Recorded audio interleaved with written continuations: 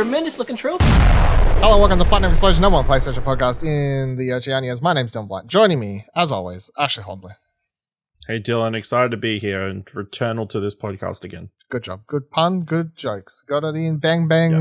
bing bing. Got it in quick. Bong, bong. Got it in quick, got the jokes in quick. That's it, because it's fine. That's mostly what we'll be talking about. Excited to be here to talk about the PlayStation discourse. We will Sorry. be. Thank you for doing the intro for the show. You've just done it. So, trophy cabinet, gold trophy for Discord coming to PlayStation. Very excited. We'll talk about that a bit later. And a platinum for Returnal. Housemarks, brand new game, and also the biggest. No, what else has come out for PlayStation this year? PS5. Nothing.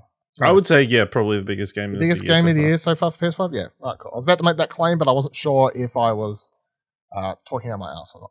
So let's get into it. Of course, we've talked about Returnal a lot in the lead up to the game's release, and a lot of that's been like, oh, cool, look at this developer diary. What's the game mean? Oh, look at this thing. They said the game's this, and still up until release, it was very much like, what exactly is a Returnal? You know, like, what exactly is this game? So, let me boil down the facts for you. I've played, I think, 25, 26 hours, right? So, I've absolutely smashed it in the last couple of days. Finished it, beat it, platinumed it, 26 hours. Fuck, right? I wish I could have platinumed it. I've finished it. Congrats. I finished it. I got the secret ending. Ooh, the secret ending. Spoilers. Yeah, the secret ending. The only thing I have left to do for the platinum is collectibles. And I'll get this out of the way straight away. My one gripe of this is because the game is somewhat randomized. It means they decided that the collectibles are somewhat randomized too, which means that you just kind of have to replay levels and just hope for the best. Which I'm like, cool. There's I keep doing Google searches to see if people have figured out better ways to get these collectibles to show up, and the couple of people that I've seen on PSN profiles who have got the platinum are like, nah, just get lucky, bro, kind of thing. So I'm like, all right, well, anyway. So what is Returnal? If you haven't been paying attention and keeping up with it, Returnal is, as I'm going to describe it, a third-person action game that takes Metroidvania elements, third-person shooting elements, and roguelike elements, but is none of those. Bullet hell elements, and it's none of those. Like, it very much steps its feet into a lot of little pools, and it commits to none of them. And in a lot of ways, by the time I finished the game, I was like, Returnal really is like nothing else. Like, it's because when I started playing it, very much that first hour or so, I was like, yeah, cool. I guess it's a roguelike or a roguelite, whatever you want to call it. By the time I got through to the other side, I was like, this really isn't a roguelike. It doesn't have enough of the elements that are roguelike, especially coming off Hades from last year, and having played a bunch of that, obviously, and that's the game people would compare, sit on a pedestal when it comes to roguelikes currently. This is nothing like that. It does share some elements, but it's not really quite there. So, the story, I can't really spoil it because the story is very confusing, and it is there. There's a lot of story in this game. There's a lot of cutscenes. There's story moments to trigger and these sort of things, but the story is very obtuse on purpose and left open to interpretation a lot of the time. But it's basically about this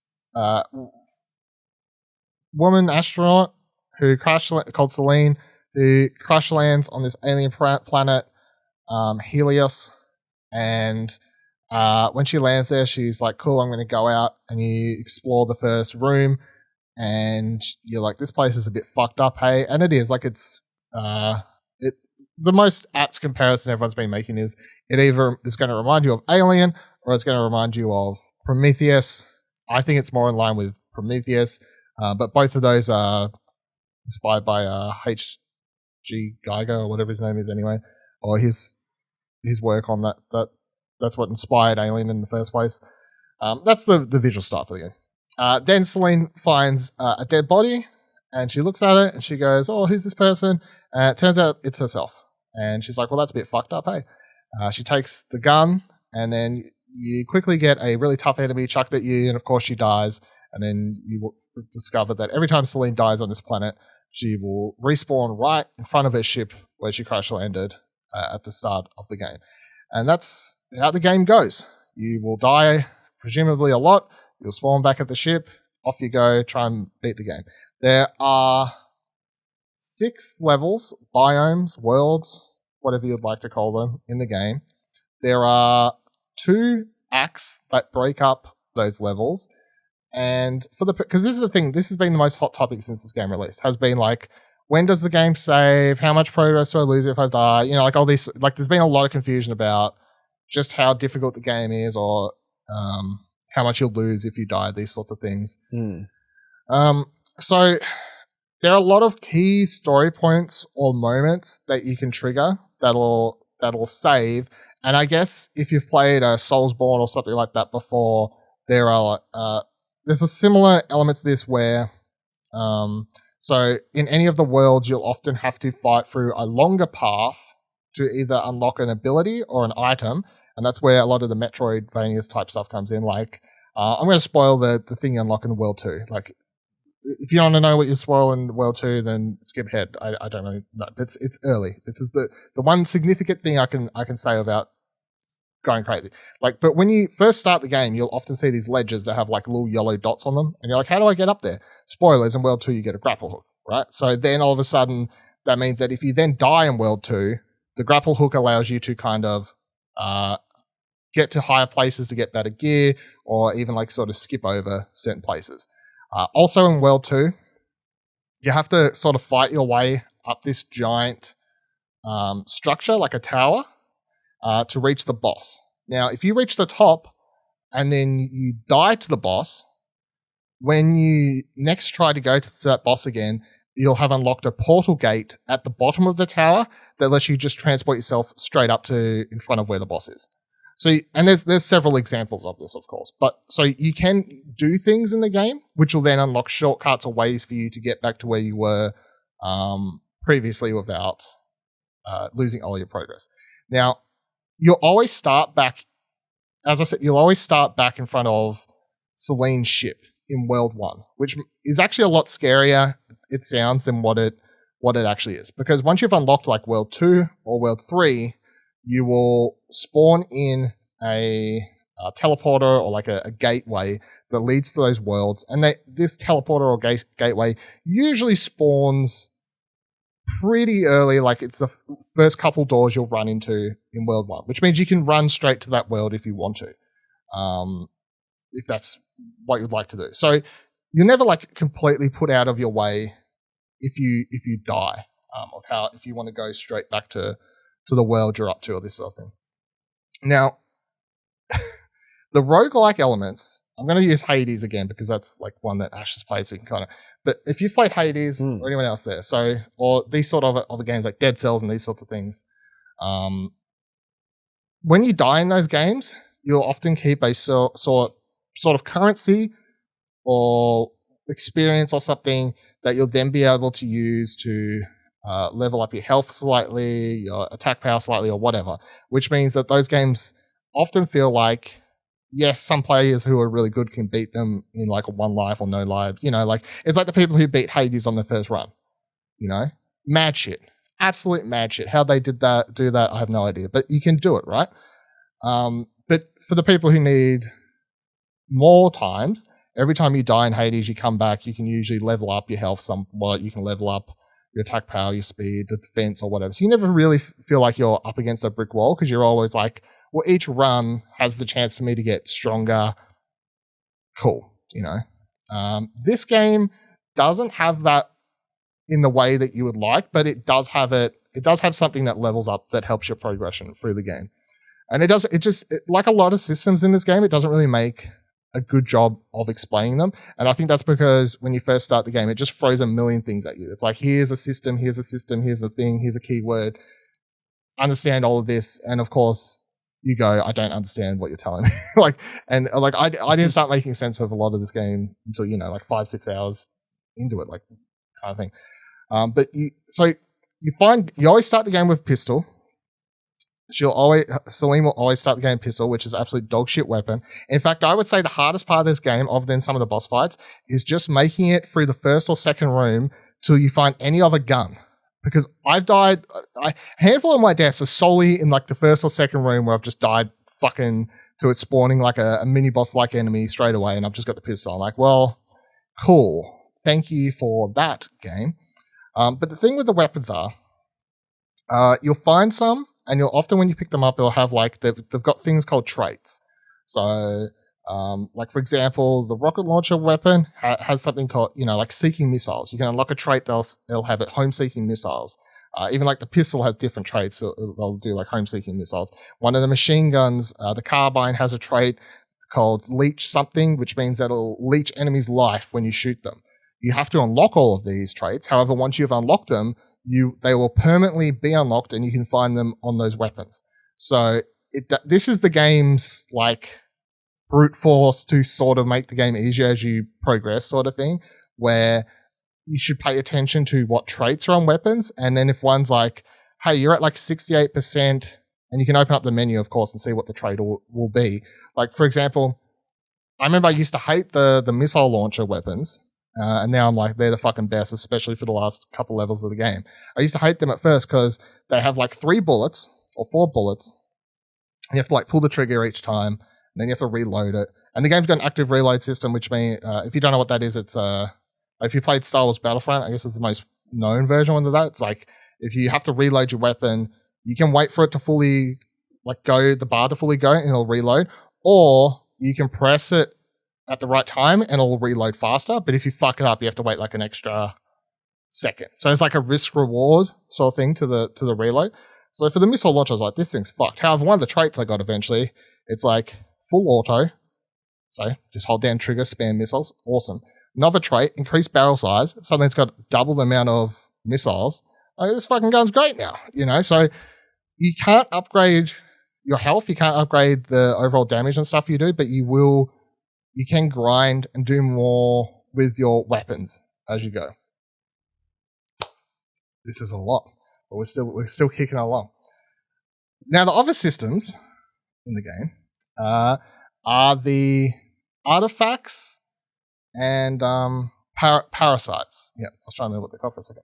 So throughout the game, you can find artifacts, and these things always have positive effects. So these will straight up be like plus 10% to your weapon damage, plus 10% to your integrity, which is like your health, and like these sorts of things. Or like, when you do a successful overload, which is your active reload, it'll like do some sort of effect or whatever. These are always positives. Now, artifacts are like, to compare to Hades again, these are like your boons, basically. So like they're only for that run. And you can get really lucky with them, where you'll find a bunch of really good ones early in the game, and then all of a sudden you're like, this is the shit, this is the run I beat the whole fucking game on because my build's fucking sick. Or you can just find nothing, get stuck with a pistol, and be like, fuck this game, man. Like, that's the RNG element of it. And like when you have a run where everything sort of lines up, you like find your favorite gun, you find all the perfect artifacts and like all these sorts of things, you're like, yeah, fuck yeah, this game's not that hard. Like, you can definitely get lucky sometimes. The parasites are kind of like artifacts, except for they have a risk reward. So they have, one I don't mind taking, that I've actually seen people, I was looking on the Reddit earlier today to see if people had advice on the collectibles thing, and I saw someone say, never take this one. I was like, I kind of disagree, but whatever. It gives you like plus 10% integrity or 15% integrity, which is your health, but it says you take damage every time you use a key in the game. And I don't mind taking this one because I only ever use keys to open locked doors and never any of the locks chests, because that's just how I've decided to play the game. So that's a risk reward I'm willing to take.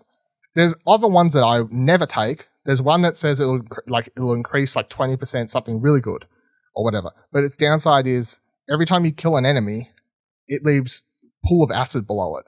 And I'm just like, no. Because that is, as soon as you run into a room where there's like 20, 30 enemies, and then you're just killing them and it's just pool of acid everywhere. The first time I did it and I died to one of those pools of acids, I was like, I'm never in my life taking that fucking parasite again. So, but that's basically the parasites. Like, they have a plus negative.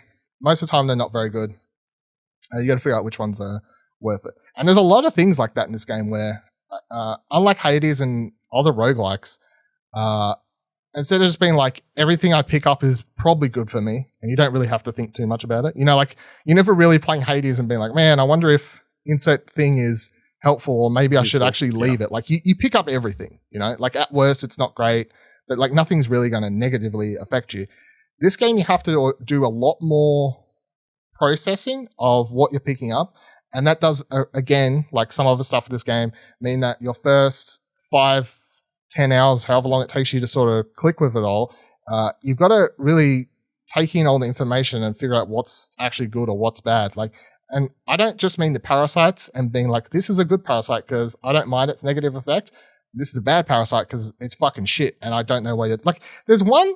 So I took it on my first run because I never really thought about it, and I remember tweeted about it when I hadn't even beat the first boss, because I'll just start the game. I'm like, there was one that said plus something or other, but you take damage, you take fall damage from heights. I'm like, this can't be bad because there's no big heights around here.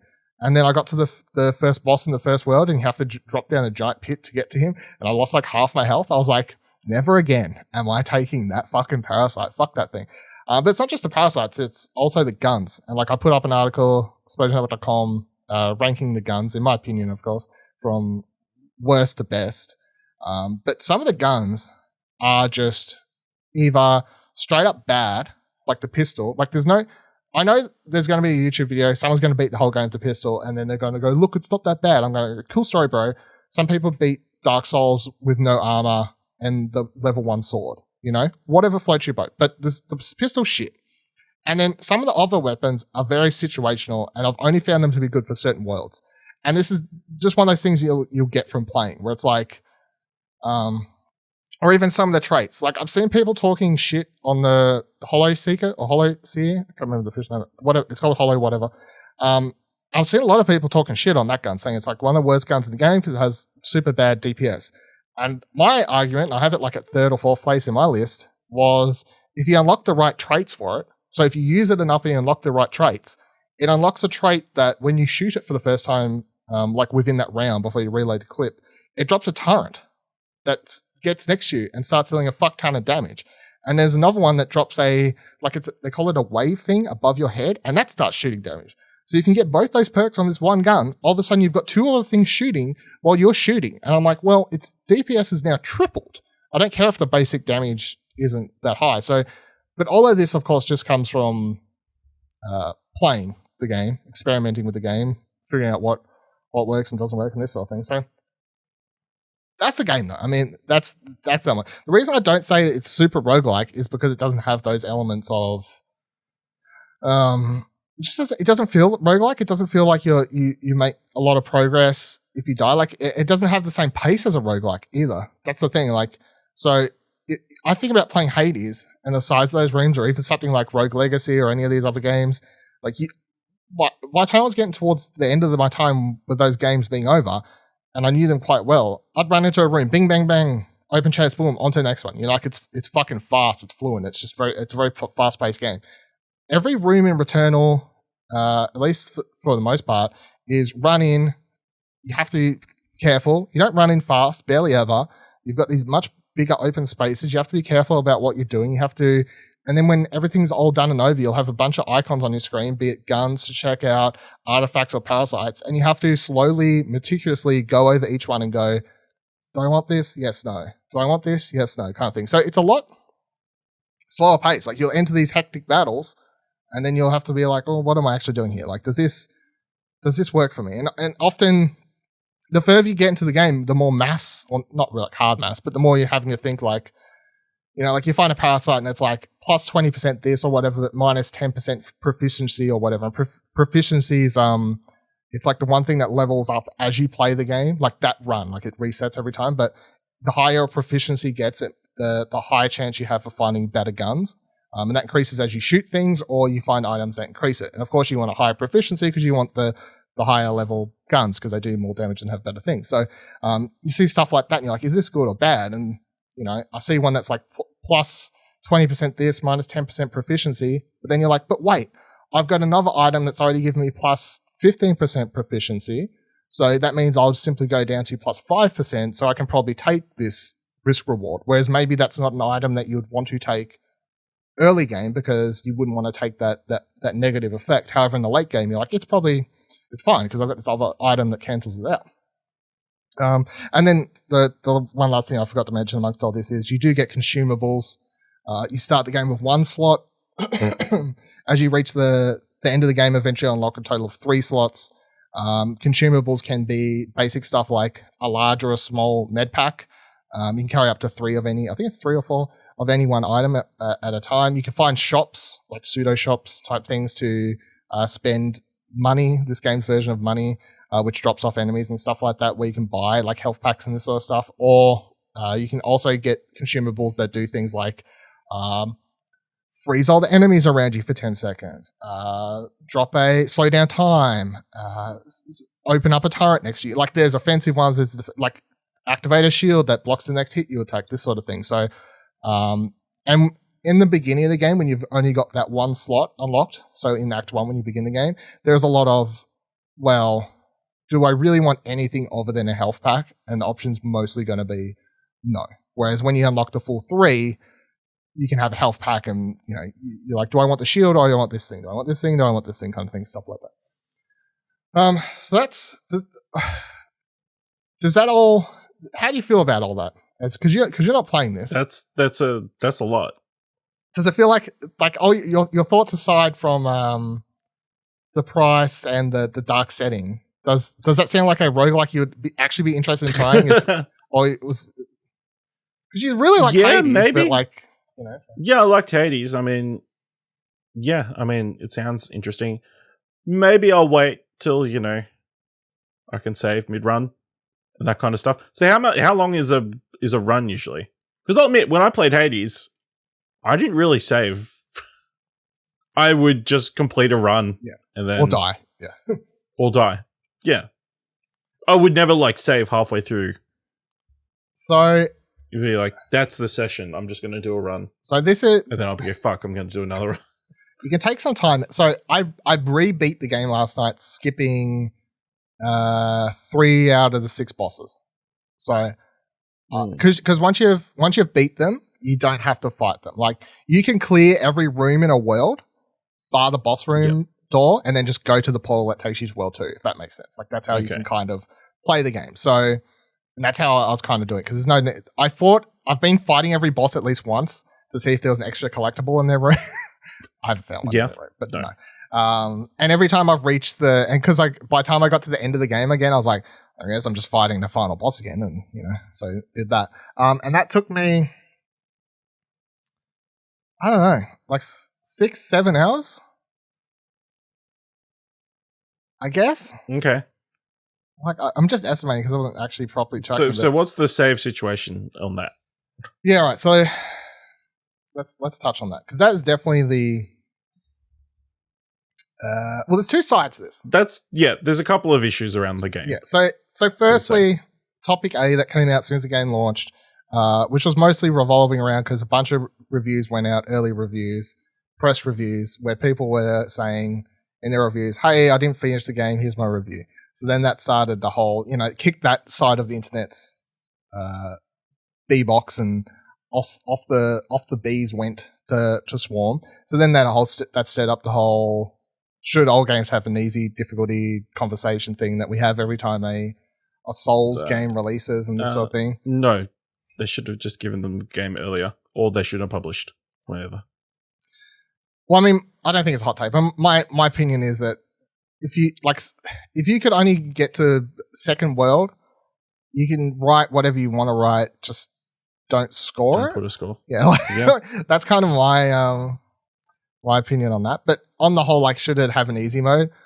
Yeah, I know it's kind of documented. I really don't care if every game has a easy mode. I don't mind. I don't care if every game has, like, I always bring up Celeste. Celeste is a hard platformer. You can play it however the fuck you want. It has a million accessibility options. You can make the game literally you can make it literally boring as fuck. If you want to just experience the story, and that's all you really care about, you can just make it so nothing kills you. You can like triple jump, infinite jump, whatever you want to do. If you are finding it slightly too hard, you can slightly increase, give yourself an extra jump. You can slightly increase your health or whatever. Like there's all these little modifiers, little things to help you. Yeah. So should Returnal have an easy mode? I don't know. I would say maybe it just should have those sort of options. Like, I think "should" is a strong word. Should it have? Did they need to put it in there? It would be nice if it was, but would that have taken resources from something else? why not? Well, I mean, if they put, see, that's the thing. Like, I think that if they focus on accessibility options and not an easy mode, then the accessibility options can both be used for people who actually like need them to play games, like people who actually have accessibility issues, and then those same accessibility settings can be used for people who are seeking a easier experience. You know what I mean? Like that's a good use of time, and that solves the problem. Instead of making a easy difficulty mode, that doesn't. That's. I don't. Yeah, it's an odd one. It's like this is how they wanted the game to be. So can you really fault them for it being the way it is? This is like, can you really fault Christopher Nolan for having weird sound in his films? Yes, we do every year when he releases a film. Yeah, that's true, so. But it's a creative choice. Yeah, I mean, the other thing I find interesting on this discussion, even as someone who's like, yes, all games should probably have accessibility options or whatever, is that if this game had been Resogun 2, we probably wouldn't be having this conversation, because there's just something about arcade games where people just go, oh, okay, yep. That's just how they are, If it's an arcade game, it's meant to be hard, Like, it's just sort of in people's minds. Ingrained, yeah. Yeah, so although this is Housemarque who make those games going, well, because they did that whole thing like 5 years ago whenever they're like, arcade's dead, we're not making those games anymore. And then they spent a bunch of years trying to make a fucking Battle Royale. Anyway. So this is very obviously them taking everything they're known for, which is hard games, hard arcade type games, and turning it into a third-person shooter, which looks like your atypical video game, and thus has more people going, but it's too hard now, Whereas if it was an arcade game, like if this was a top-down twin-stick shooter, Dead Nation or some shit, people would be like, oh, that's just how it is because it's arcade. I don't mean that's okay. I just mean that's just interesting. I don't know if that's. I think if it was an arcade game, they would have just moved on. Possibly. That's the difference. It probably wouldn't have the same attention. It's got the attention because it's a massive PS5 game. It has an interesting style and look that people want to know more about. It has a interesting story that more people want to know about. Like it's got its hooks into people who maybe if it was like a normal Housemarque like Resogun 2 or whatever, that they probably wouldn't have cared about. So I guess that's the thing. So the one thing that's actually the biggest criticism about this game, because I love this game for the most part. Like this is I can't, as I said, I've played 25 hours or whatever. I'm gonna try and go for the platinum. I just fucking these collectibles are bullshit, and I would love to knock out the platinum and get that one on the shelf and say who done it. Actually, is there reason to keep replaying other than the collectibles, or? No. Okay, so it's not Hades. No. Without spoiling, so you get credits when you beat Act 2, like that's the finish. And then when I was saying the secret ending, you have to replay to get the secret ending to do stuff. So, without spoiling it. So you do have a reason to replay at first. However, then when you've figured out how to get the secret ending and you've done that stuff, which I guess is like Hades' true ending, except for this one doesn't take quite as long, you get credits again, and then it's just collectibles or daily challenges. But yeah, like the daily challenges is where you can get a leaderboard. So it's like a random level with like you're given a gun at the start. You're given like random things. It says like, oh, you take more damage from this, or you can like it's got random modifiers assigned to the challenge, and then it's like world ranking. Cool. Try and get a thing, and that's where the people who care are going to spend time trying to rank on those leaderboards, the worldwide leaderboards or their friend leaderboards. But that's adds some sort of replayability. So yeah. Okay, so that's where the replay. But there's only one a day. That's the other thing. So it's one. Yeah, but you just replay it, right? Until you can replay keep trying to beat your score. Yes. But for the main game, there's no score assigned to each world. There's no score assigned to each act. That's actually something I kind of wish it had. I wish it had timer or something. I wish when you beat an act, it gave you a score. But I think it's because they actually want the game to feel more atmospheric and actually like a story game, that they have the arcade elements just in its daily challenge, which I can appreciate for its own thing. But the other problem this game's having, the legit problem the game's having, and this one I can get 100% behind, is it does not have a save feature. It doesn't have a save and quit feature. It doesn't have a quick save feature. It doesn't have anything.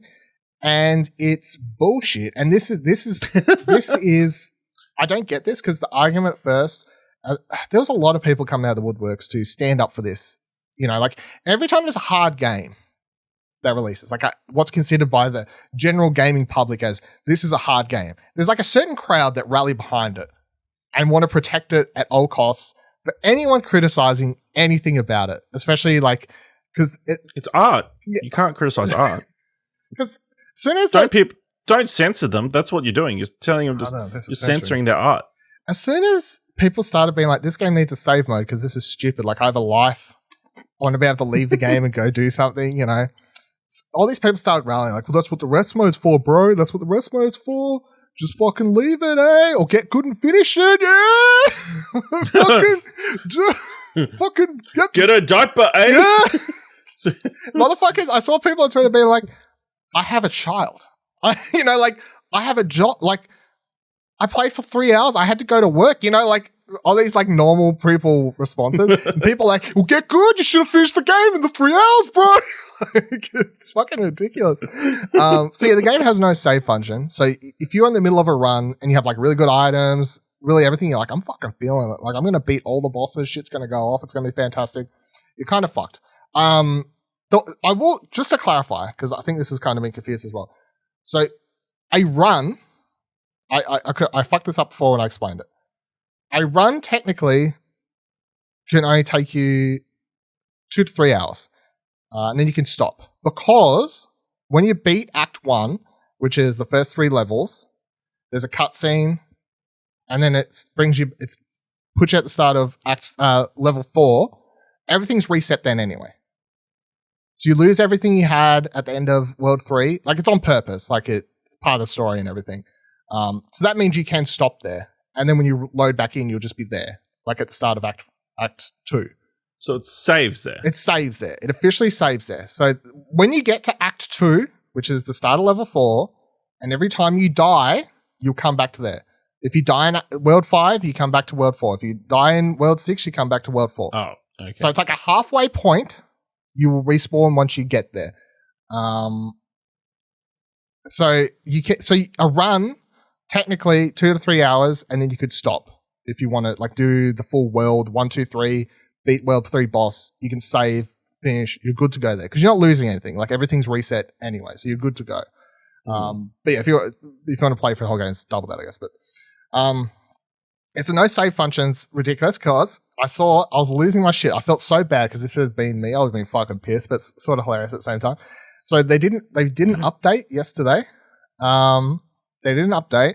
And I know, like if you keep your PlayStation in rest mode, like most normal people, apart from Buddy Watson, if you keep your PlayStation in rest mode, it'll install updates while you're sleeping or if you're out getting groceries or at work or whatever you're doing. Real handy feature. However, to install updates, if you have the game it needs to install the update for open or in the background when you entered rest mode, it'll close it for you. That's real handy at the PS5, isn't it? It'll just close the game for you. Really nice. It just installed the update. So, yeah, I saw on Reddit when I was looking for those collectible tips this morning that a lot of people were like, so I was several hours into Returnal. I put the game in rest mode. I need to come back later and find out it closed it to install the update. Good job, game. And this is the biggest, like, sort of fuck you to everyone who's like, just put it in rest mode. It's like, well, I did that. I really did try that. I did, and it fucked me. And it fucked me. Why it would fuck him like that is beyond us. I don't know. Who's to say? So that is definitely the biggest criticism. And I know they've said on Twitter, like VG247 has a story here. Returnal, the new game from Housemarque, has been fairly well received thus far. Though the studio's decision to make a roguelike certainly faced some criticism. One feature, or lack thereof, is responsible for a lot of negativity around the game. As pointed out in early reviews, including our own, Returnal does not allow players to save their progress mid-run. The main thing that carries over between runs is a single currency. I forgot to mention that. So you get one currency called Ether, which you can use in each world. You can find a chamber where you can spend the Ether to give you, like, if you die, you'll respawn there, kind of thing. or you can use the Ether to in a machine outside the ship, and if you put Ether in there, it'll unlock new artifacts that'll then begin spawning in the pool of artifacts you can find in the world. So that is another thing you can do to help make the game easier for you or whatever, is spend Ether, unlock new artifacts, they will be better, and then you'll start finding them on future runs just in the wild drop from enemies and stuff. So that is, if I was doing my sort of tips, that thing is worth investing in. Because the game doesn't explain what the machine does really well. It's just like, it's a machine, do you want to put some Ether in it? Find out what it does? And then an item comes out and you go, cool, what's that do? Do I just get in a random item? No, the item's unlocked permanently. You just have to find it in future runs. Housemark tweeted, we hear the community, we love you all, nothing to announce right now, but we'll keep playing and enjoying the challenge as you can. And this is a response to a Reddit thread on the subject. So I think based upon that tweet and the way they sort of worded it, I definitely feel like the next update, or relatively soon, an update is going to come that will add a save function of some sorts. So I'm going to say straight away, they're not going to add a save, they're not going to add a feature that lets you save out World 2, World 3. That's not going to happen. They obviously want the game to have that sort of arcadey feel, and they'll want to keep that. All they need to do is just add a save and quit function or whatever, or a quick save feature, and then when you load the game, it just sort of auto deletes that save. Yeah, like an auto save, yeah. Or something like that. They're not going to add an auto save every time you enter a room or, stuff like that. I highly doubt it. I don't know. Literally just do what Hades does, which I actually think. Once a room's cleared, you can save. Once a room's yeah, you can save. Is that possible? Yeah. Yes, I think that's it. Yeah, so it's do that. Because once a room's cleared, enemies don't spawn. You're safe. Okay. So you can just save and do it. I think they were afraid that people would, and look, if people want to do, I think there's ways around this, because I think you could program it so the save file couldn't be uploaded to the cloud or something or whatever. But I think they're afraid that if they added a save feature like that, people would back up their saves to the cloud, and then if they fuck up, they would just reload their save, reload the save, reload the save. I think they can actually stop people from doing that. I'm pretty sure other games have done it where you can't do that, or they get around it some way or whatever. And look, honestly, at the end of the day, if people want to do that, I don't care. I think the fact that people are losing progress, people who are legitimately wanting if they want to do it the wrong way, and not yes. Well, I mean, if people want to, if people who are legit, if they want to cheat themselves. Yeah, what's that? Fuck, I wish I had that on me. I wish I did. Yeah, I'm trying to think. Yeah, it's okay. Why you would cheat the game? You didn't only cheat life, you cheated yourselves, or whatever that fucking Twitter was. But I mean, honestly, that's the thing. I don't care if people want to do that to make the game playable for them. Again, I don't give a fuck, because if that's the downside, if the plus side is people who are losing hours of progress because of their console, or the power goes out in their house, or any of these sorts of things, if the plus side is those people don't get fucked, and then people who want to cheese the game to finish it are able to do that, I feel like it's a no-brainer. Just fucking switch it. Make the decision. I don't really know what else is to say about that. But the other thing, I know I've been talking about this game a lot, but I mean, I really do like this game, and I mean, it's the first big exclusive for the year for the console, yeah. And let me tackle another quick couple questions, and we'll move on to some news stories here. So, key point of contention in the lead up to the game. I got code provided by Sony #, right? So take what I'm about to say with a grain of salt, but I do feel like it's worth the price. This isn't a the full price. Yeah. The recommended retail price? Oh, no, I don't feel like any game's worth that. Or maybe, I don't know. I feel like if you're paying $109, which is what most people would have been paying on launch day, because that's where everywhere bar EB had it, and you can just price match anyway, obviously. I feel like if you're sensible, yeah, look, price savvy, it's worth $100. Is any game worth 120? To me personally, I don't know, but not currently. Yeah, because I'm just not used to that price either. So that's a hard question to tackle. But in the general consensus of, is this a AAA game worthy of the money I'd spend on a Last of Us Part 2 or type thing? Yes, it 100% is. You're going to get a lot of playtime out of it. The story is really good and intriguing. Gameplay is absolutely amazing. And from a PS5 perspective, this game is a proper showcase as well. Like, because there's a bunch of other things I haven't really touched on because there's so much of this game. But 3D audio for a start. Playing this game with headphones on is a must. The 3D audio is amazing. So like hearing all this rain around you and the way that just sounds, and like you click a button to go into first person view to look at the game's menu, and all the sound, the rain will be sort of muffled because then you're inside of a helmet and this sort of stuff. Like that's really fucking cool. Then you have the fact that the game does use adaptive triggers and in really good ways. So when you want to, all of the guns have a secondary fire.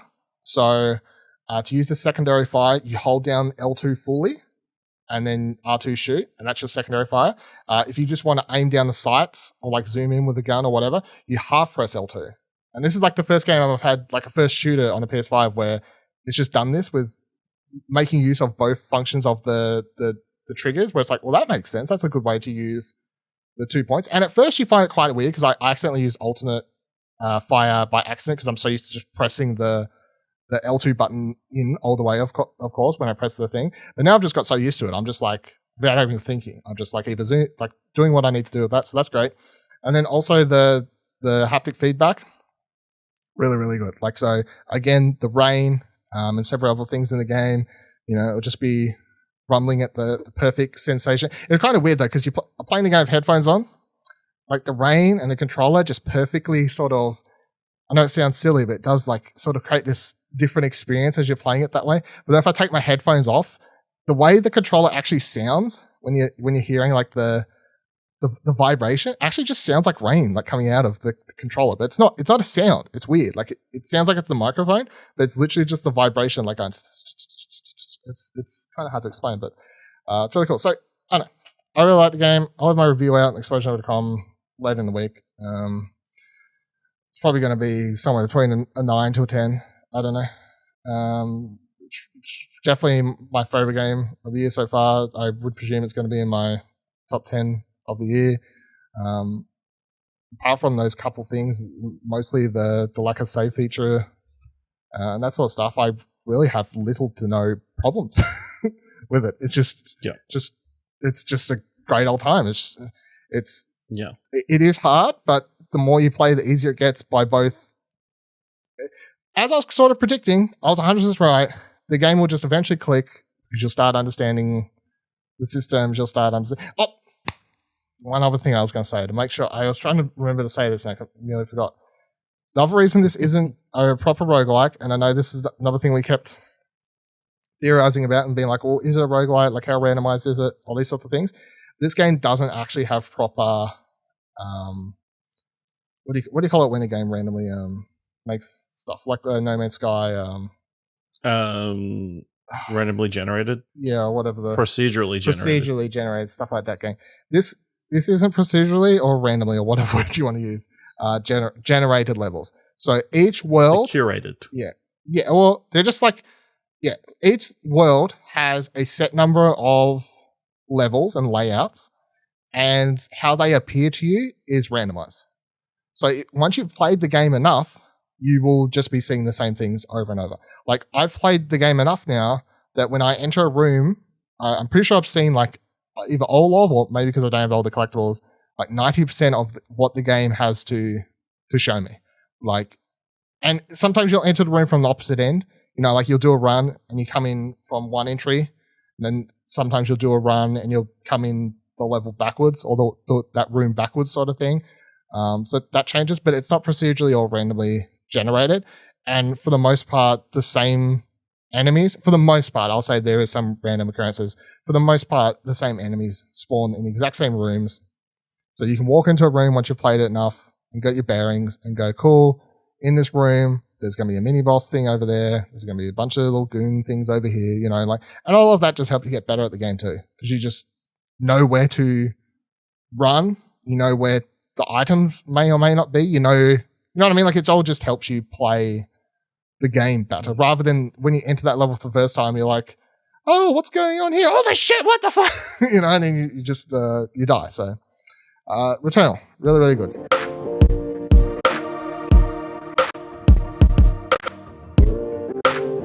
let's get into the couple of news stories that we have for this week, and let's start with the state of play that dropped on, was it Thursday, Friday? No, it was Friday, where they announced two indie things to start the show off with, which was it was Subnautica, something or other is coming. Subnautica. Sub-Zero?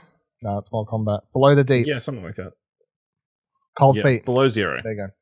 That's coming. Cool.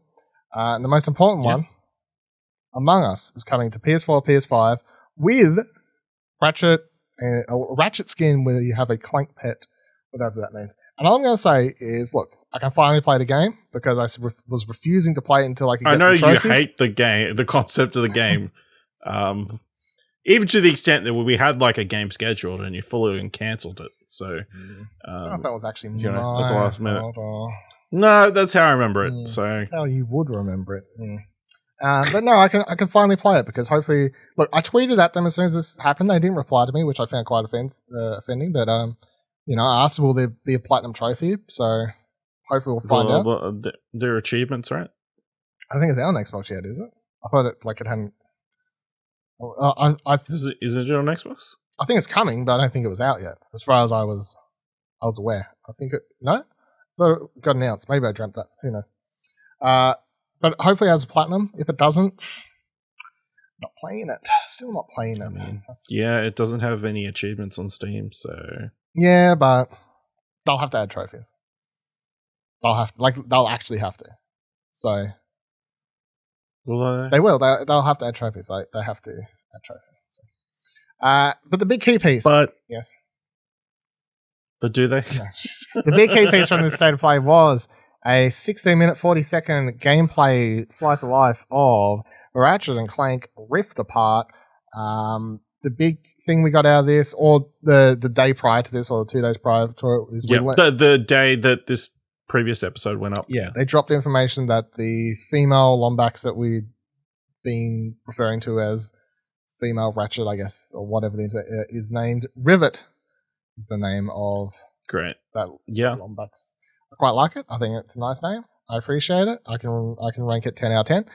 And we've smart. Ratchet, there you go. We also find out a couple other story beats in this trailer, which is that Dr. Nefarious, in this alternate reality that Ratchet travels to, where Rivet's from, Dr. Nefarious is an emperor or something along those lines in this world. Like he's actually good at being a bad guy. He's like reigning supreme and beating everyone. And Clank also gets lost from Ratchet, and Rivet picks up Clank, and they're best buds in this. And you're going to switch back and forth between the two characters, playing as Ratchet or another game where you have to play as a brand new female character. I don't know if this one pulls out a baseball. No, so that wasn't the instrument. Golf club. It's gonna be a real shame when Ratchet dies in the first 20 minutes. It's fine. She already has a giant spanner, or whatever it is. A rivet. I know what it. Got him. So this is an amazing 15 minutes of gameplay that just has me so fucking excited for this game. So I started watching this on my phone.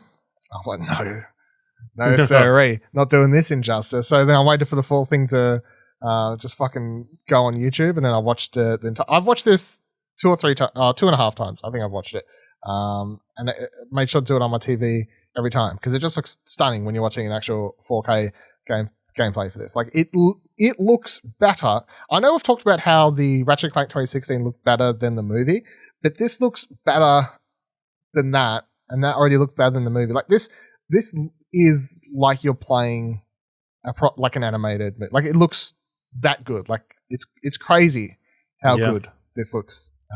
And that's, let alone saying it's a Ratchet game, it looks super fun, has a bunch of good ideas, exciting characters, crazy weapons, all that sort of stuff. Let alone the fact that you're literally just traveling between completely different levels and time zones without any loading screens. And it's insane. I love this. How do you feel watching it? The sooner they give it to me, the better. So it's a month away. Yes, please. Basically. Is it only a month? I mean, it's out in June. That doesn't seem right. Surely it's further away. It's out in June. It's like June 10th. The world hates us. June 10th, I think, off the top of my head. Yeah, June 10th. Yeah, there you go. It's not far away. Yes. Yeah, not far away, as Incredible. I said. So you'll have it soon. Thank God. But yeah, it looks beautiful. Looks like it's going to be a lot of fun. Just like the world and that kind of stuff.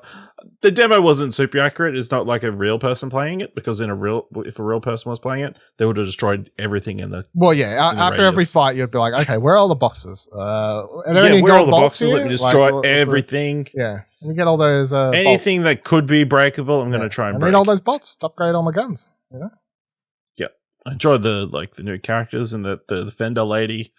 You think she's part of a spy? Yeah, that's right. When the part where Rivet opens up the gun machine, and she's like, "I didn't have this stuff open before," and then the gun lady is like, "Oh, our secret friend has got a deal," and then Rivet's just like, okay." Sounds pretty great. But yeah, it's pretty great. Pretty excited. Other than how pretty it was, I just couldn't get over how cool the seamless transitions between the worlds are, and it's not even like the worlds look similar. It's just, like they go from a neon city to a completely different, like, green landscape or whatever else. And also, like, in this scene, if you're watching a video version, for example, at the moment in this scene, they have this big open space where there's so much happening in the background. Like, there's a bunch of cars flying around, and this isn't like a fake background. Like, it's a live background. And then you have all these civilian characters, and then they start fighting enemy characters. And there's just, there's a lot. There's just, at any point in this game, it just feels like there is a lot going on. And if you're looking for your true showcase, I guess, of the capabilities of next gen, it would have been nice if we had this at launch, so then people could have gone, "Oh, the PS5 is worth buying now." But look, this is coming. I feel like if Returnal isn't your jam, the next truly big PS5 exclusive is only a month away. So it's exciting. Finally, exciting games are coming. I'm very, very keen. It's coming. Cannot wait. Hopefully, I say I'm disappointed. There's no collector's edition. Yet, or straight up no? Oh no, they would have one by now, wouldn't they? Yeah, no collector's edition. Not even a steelbook or something. Not that I can see. Oh damn! Fucking bullshit. That is lame. All right, so let's talk a little bit about this because it's just sort of interesting. But as of recording, which is Tuesday night, the Epic versus Apple case kicked off. I was going to say last night or yesterday. I don't know, because it was in America, so I'm like, what's actual? It was like a day ago. But there's some interesting tidbits that come out about it, about Sony, which is funny. Oh, okay. Why? I thought you were going to talk about the random person shouting out in the middle of the court case. Oh, yeah. Well, no, there were several. I mean, I could have, but I just didn't know how much. But that is quite funny that they couldn't figure out how to kick people from the Zoom call or whatever the hell it was. And there's just 100 gamer bros going, #free Fortnite at the same time. Or like, shout out, just follow my Twitter at this blah, blah, blah, blah. Like it's... Or the random person say, "I'll blow all of you if you just put Fortnite back on mobile." All these people who probably never going to play court of law. But yeah, it's a strange time to be alive, that's for sure. But yep. Eurogamer writes, Epic boss says Sony charges publishers a cross-play fee in certain circumstances.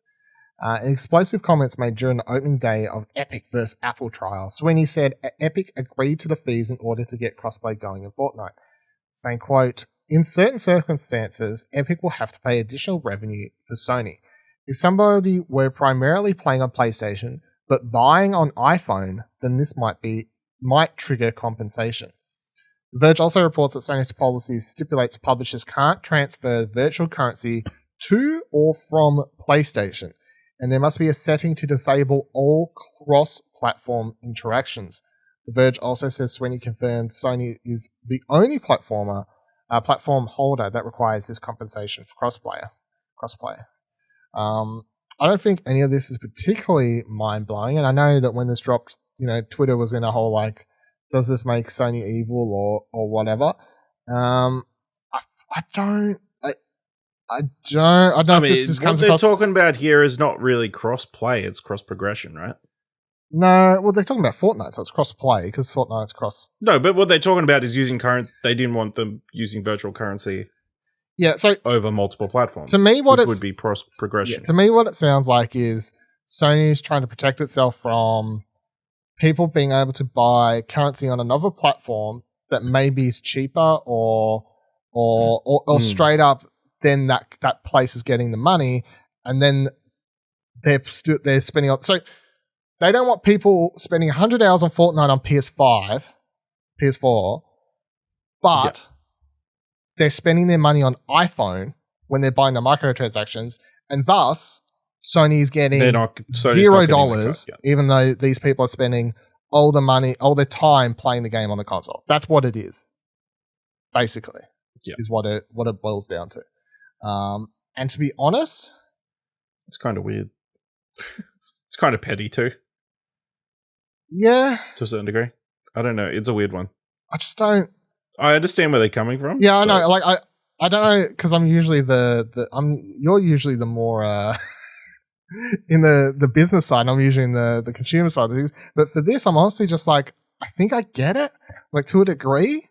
Like it is petty, but at the same time, I'm like, I guess I get it. Like, fair enough, I guess.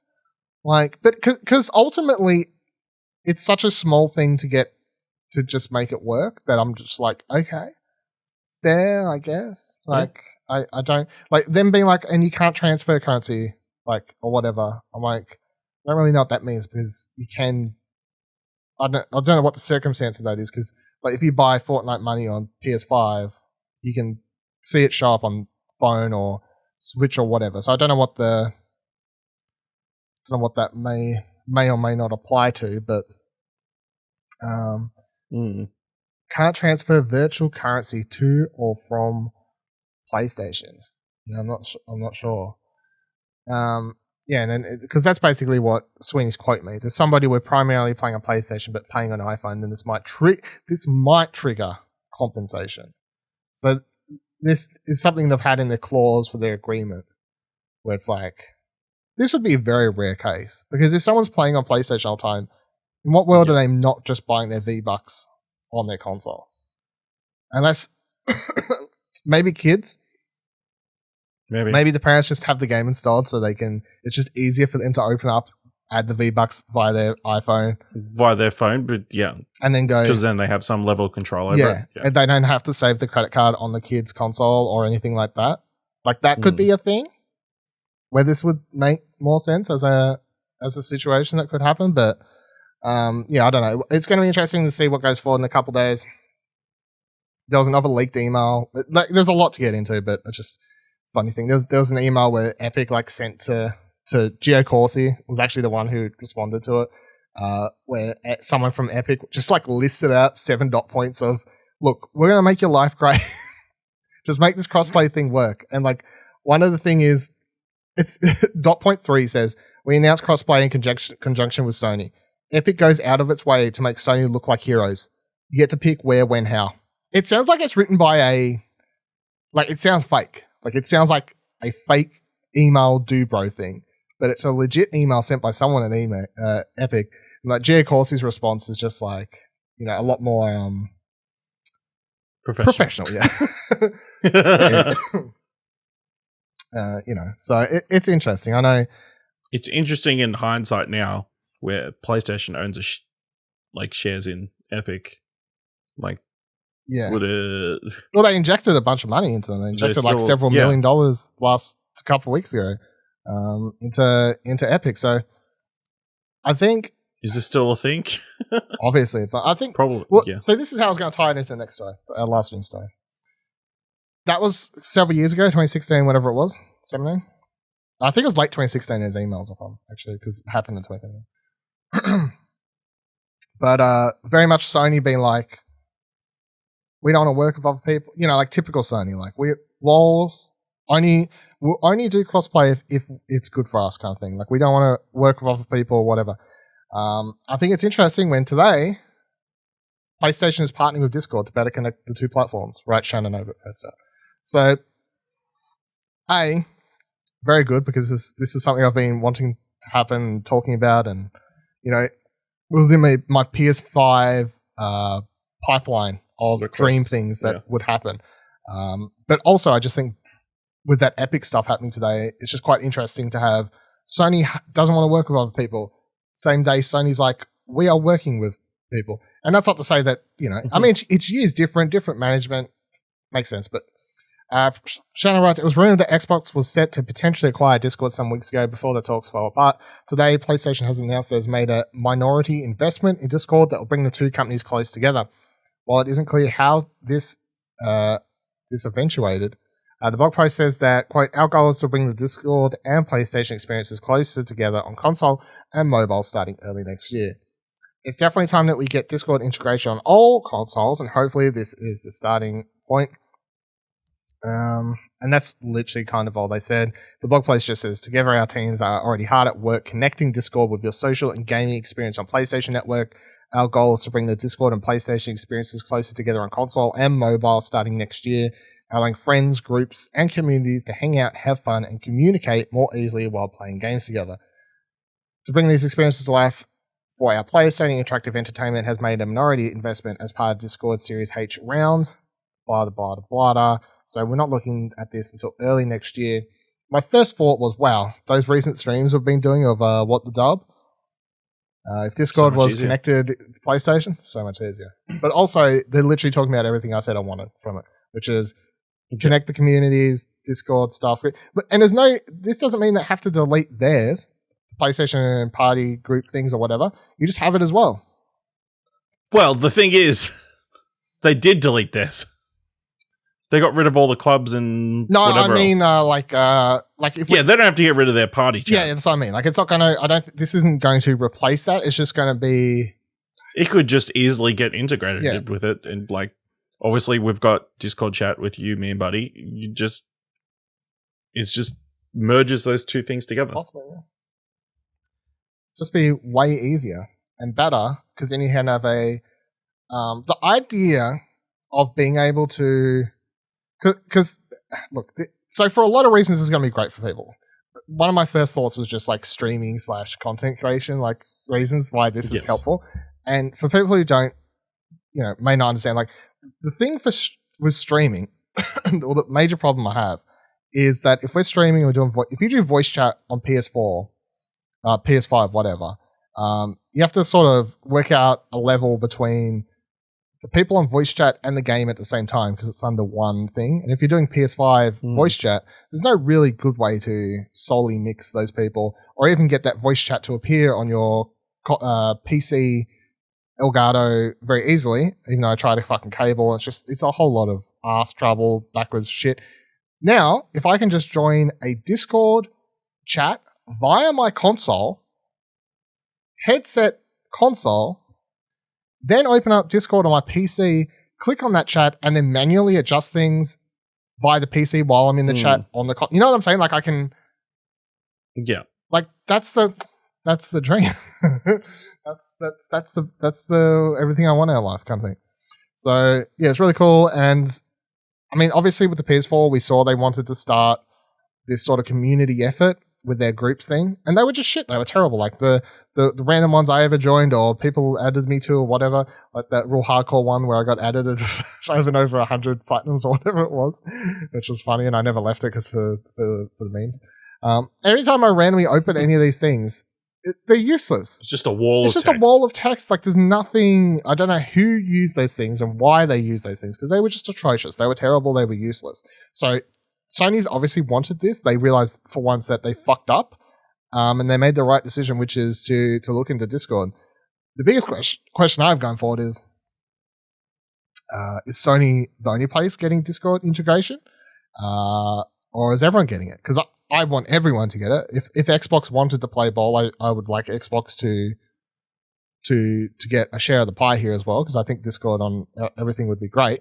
But I mean, it's interesting trying to work out the timeline of rumors Xbox is buying Discord to Sony has invested money into Discord and now is going to get integrated into their consoles. You know what I mean? Like, what's going on? Was this something that's been in the works for a long time?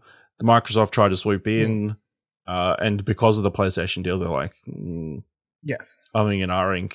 Because obviously, if Microsoft had bought Discord, there's a chance they wouldn't have let. There's a chance it be part on PlayStation. Yeah. So or PlayStation wouldn't have wanted to include it because it's a Microsoft-owned thing. Yes, exactly. So it's going to be interesting going forward. So if we find out more about that story and if that's if that's a thing that happened, if Microsoft backed out or Discord was like, nah. Because the story kind of ended up with them being like, oh, we didn't get a high enough offer, so we were like, we're good. Yeah, but then I'm sure they're pretty happy with what they're doing at the moment. Obviously, they just got an influx of money from PlayStation. So I think they're pretty happy with how things are going. Yeah. And how they look for the future, yeah. It is interesting. And I'll do it for this week's episode of Platinum Explosion. Let us know your thoughts, comments, concerns about any of those stories or what you're feeling about Returnal by joining our Discord, which will soon be really integrated into PlayStation. It'll be a lot better. I mean, by soon, I mean like 6 to 12 months from now, whenever it is. But yeah. explosionhour.com/Discord, though. Or you can tweet at us. All our Twitters you can find at explosionhour.com/Twitter. You can then, if you'd like the episode, I thought it was worth as little as $1, head on over to explosionhour.com/support us. You'll find our Ko-fi donation embedded there, or you can subscribe and give us $1 or more a month if that's where you want to go, or just one-off donation, whatever floats your boat. Or you can buy a shirt. Buy a Platinum Explosion shirt. You can find the link on that page as well. And until next week, remember that every trophy counts, and Among Us should have them, and I'll get the Platinum. Hey, don't forget you can subscribe to the show wherever you're currently listening, and you can drop a review if you can. Find more great shows like this and more content over at explosionnetwork.com, and please consider supporting us for as little as $1 over on our Ko-fi page by heading to explosionnetwork.com/support. Thanks for listening.